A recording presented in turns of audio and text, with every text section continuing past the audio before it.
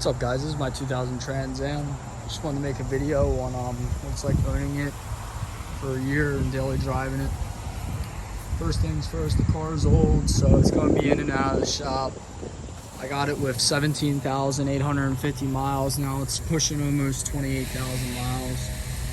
It's been really nice putting those miles on the car, though. It's been really reliable. It's a fun car too. It's completely stock when I got it. Interior is pretty much untouched, other than this rip in the seat. Other than that, everything's all intact. And the dashboard's cracked. So it's got that 90s GM interior, but after all these new cars coming out, you start to appreciate the simplicity of it. Everything's there, everything still works, air conditioning, buttons.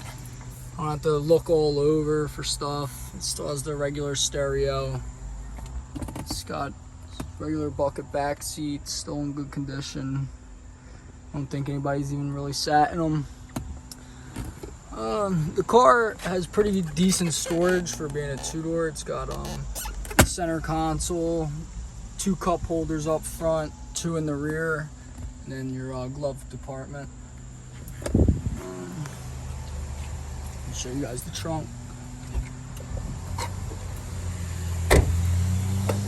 It's got decent trunk room. So this is a convertible model. It doesn't have as much as the hatchback model, but this is what you're working with here. You could throw some, like, I don't know, an umbrella and some towels or something under there. Nothing, maybe actually a couple pairs of shoes, whatever you got. It's still on its factory rims or wheels. They clean up really well. They're just a little dirty right now. It's completely stock under the hoods. Got the first gen LS1 rated at like 310 horsepower or something. I'll start it up so you guys can hear it.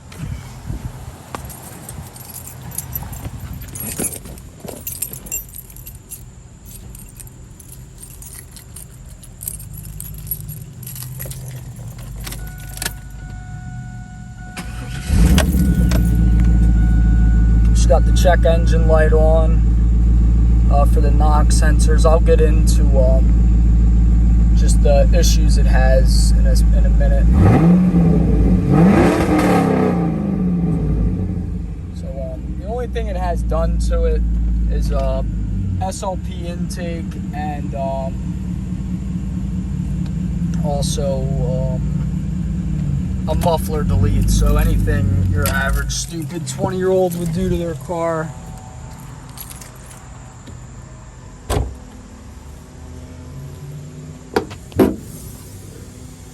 So I daily drove this thing for about a year. Didn't really give me any issues considering breaking down. Threw a couple check engine light codes for the knock sensors. Got them replaced twice already. It still seems to keep on coming back.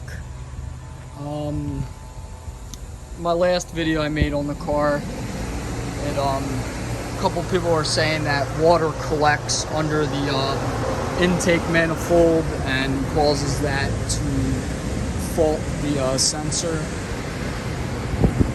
Other than that, the car runs fine. It doesn't knock or tick or anything. So the only bad thing I'd say about daily driving this car is the rain. It's not the best or the most ideal car when it's not dry out. Even in the snow, it's really not the best car for the snow.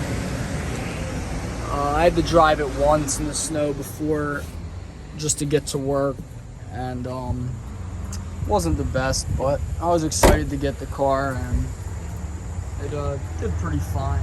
Anything, I guess, snow-wise, taller than the car.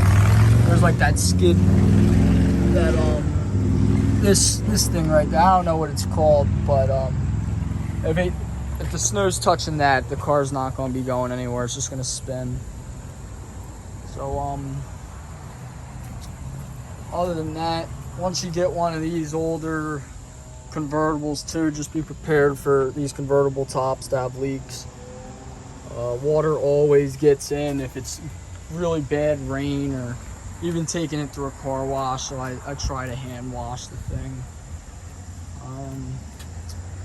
Original owner had this in a garage for like 10 years and just never really messed with the thing, and just drove it to the shore a few times, and everything's still original on here. Like the hoses are still original, the belts. I don't know if that's a good thing, but they all seem to be in good condition. Engine doesn't leak oil. Burns maybe about a quart every 3,000 miles, but I'd say that's pretty normal. So I drive it a little fast here and there. Other than that, this car's it's held up pretty good. I got a Honda Civic now as my daily, and I just try to keep this thing in good condition. Show you guys underneath real fast. This is the straight pipe I did. Just deleted the muffler. It's pretty much clean underneath. You guys can still see.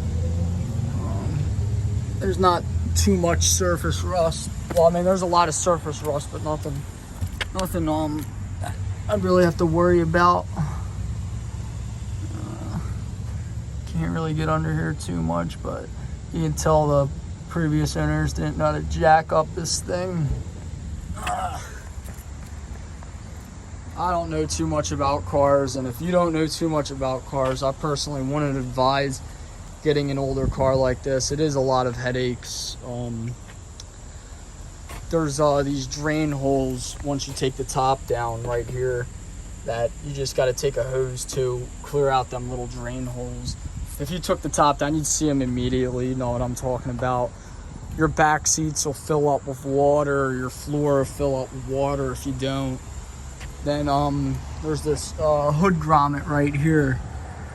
The hood cable release grommet. I don't know if you guys can see in there, but I did a